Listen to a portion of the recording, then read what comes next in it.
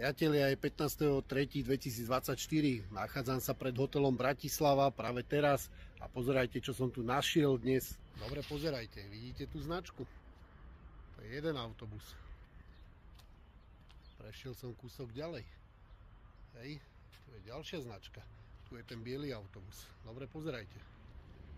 No a sledujte. Takéto pekné autíčka. Pozrite na tie značky. Tu sú autobusy. Jeden aj druhý. A ideme kúsok ďalej. Lexus. Áno.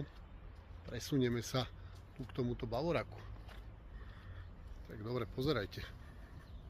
Vidíte tie auta? Auta za 100 000 a viac. Vidíte to? Tie značky. Hotel Bratislava. A ja sa chcem teraz opýtať Šutaja Eštoka a Blanara. A hlavne Šutaja Eštoka.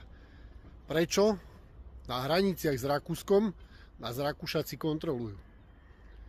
Ako je možné, že my sem púšťame tých, ktorí majú brániť svoju vlast, to znamená plné hotely, plné parkoviska Ukrajincov, ale nás na rakúskych hraniciach otáčajú a kontrolujú? Čo toto má všetko znamenať? Čo je toto za politickú čvargu? Ľudia, to je len pre vás malé videjko na zamyslenie sa, že kde žijeme a čo sa tu deje. O čo tu konkrétne ide? Koľko už ich je tu? Tých, čo majú brániť svoju krajinu. Koľko ich je tu? Kto kontroluje stav ich vozidel? Nie týchto nových, ale sú tu takí, čo majú rozbité auta 30-ročné a robia tu Bolt, robia taxikárov. Kto im kontroluje technický stav vozidel? Kto kontroluje, že majú, nikomu nevadí, že majú folie na predných oknách, že dymia, že nemajú v poriadku technický stav auta? Nikomu nič nevadí.